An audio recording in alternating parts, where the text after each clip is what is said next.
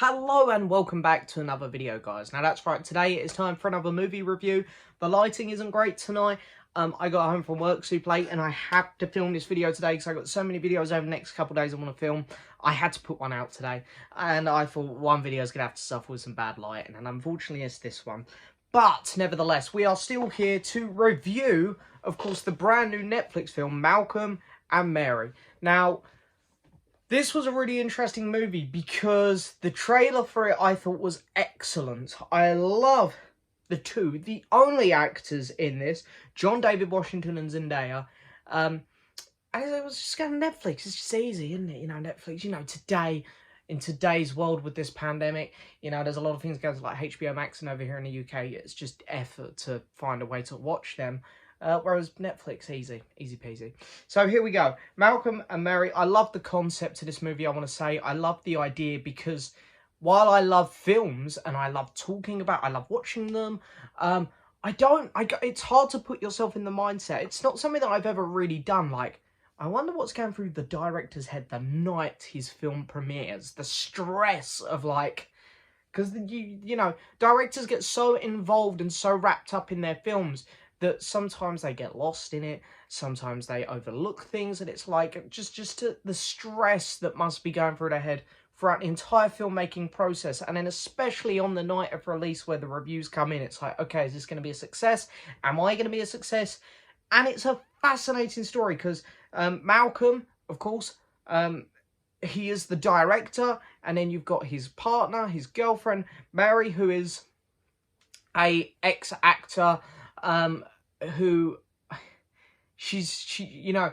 I think she wants to be supportive, but the way the plot goes, it just ends up being the furthest thing from that. So you've got this whole layer of stress to start with, and then the arguments from this film start building, and wow, it's a really interesting movie. So the director, I want to say Sam Levinson.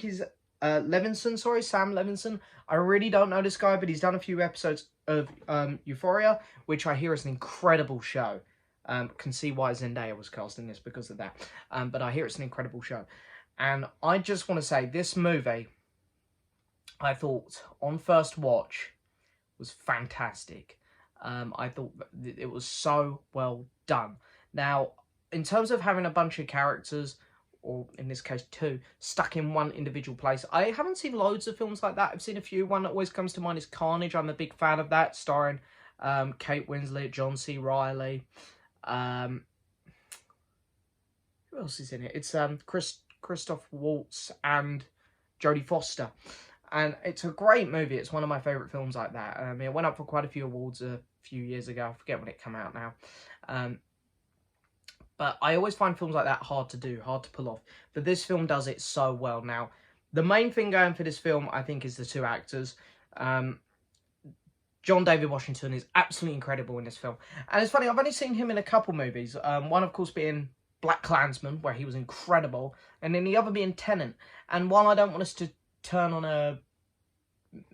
into a video of me dissing Tenet, but I found him really boring in that. Granted, the script didn't give him much to do in terms of acting capabilities. He's very stale in that movie, so I wasn't sure how excited I was to see him again. But he's great in this. His acting is off the scale. There's a scene where he's trying to basically explain what people look for in Hollywood movies and how to be a successful director Hollywood movie. It's almost like a giant rant. It almost feels like it's coming from the director's heart through the script. But it's incredible. He's so funny. I loved it. Zendaya, she's switching it on and off. Like, she's going from being nice, and then all of a sudden she'll have an episode where she switches, and she switches so well and so quick. It's amazing. The acting is breathtaking. It's hands down the best thing about this movie. Second off, the cinematography is gorgeous throughout this film. I love a lot of the camera angles in this. There's a really good bit where I think Zendaya's got out the shower or something, and she's in the bedroom, but then you can see the side of the house, and then you can see John David Washington down the other end smoking or having a drink, and it's like, wow, this is I love it. It's so creative. There's a lot of great shots where they're wandering about in the dark, and it looks stunning. I love the black and white to this movie. It really adds to the film. I think it looks gorgeous. Third acting, cinematography, I want to talk about the script. The script was really weird for me, because at the start, it felt very forced. And I literally only mean within the first 5 minutes. It's like, okay, so John David Washington is just blurting out everything that's happened in that night. It's like, I've been to this, I've done this. And it's like, well, she was with you.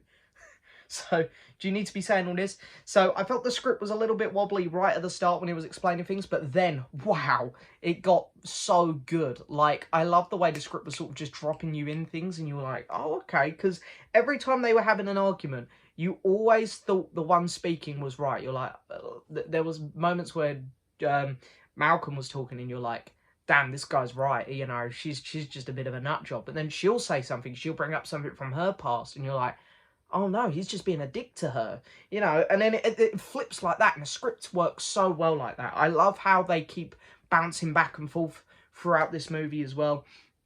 So well done. At no times did it feel forced. In fact, there are moments where I actually got upset for the characters. Like, there was a bit where they sort of made up, and, you know, I think they were about to have, or it was implanted that they were about to have sex, and John David Washington, his character, Malcolm, needed a piss, so he runs off to the toilet, and he comes back, and then she's in a state again, and you're like, oh no. It's like they were getting along again. And I think they just played off each other really, really well. I genuinely think this is a really, really great movie. I'm failing to understand why it doesn't have a higher score on IMDb. I'm also failing to understand why they didn't release this film at a better time, because this film could have gone up for awards, I'm certain of it, especially the acting. I was very impressed with this movie, very impressed. I was a bit worried going into it that two characters stuck in a house might not entertain me for an hour and 40 minutes, but it really did. From start to finish, I was fully engaged. I really, really enjoyed this movie. There's not many things I have to gripe about it. I'm going to give this film an 8 out of 10.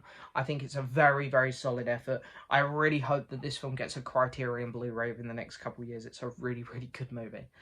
So yeah, guys, have you seen Malcolm and Mary on Netflix? I mean, you might as well check it out. It's there on Netflix. It's really good. It's really worth your time. It's definitely one of the better Netflix films we've had in a while. And I genuinely think this is going to stay quite high on my Letterboxd 2021 ranking. This is a really solid film, and one which I'm definitely going to rewatch. But anyway, I hope you've enjoyed it as always, guys. Don't forget to hit that subscribe button, like the video, leave a message, and as always, I'll see you next time for another video. Bye-bye.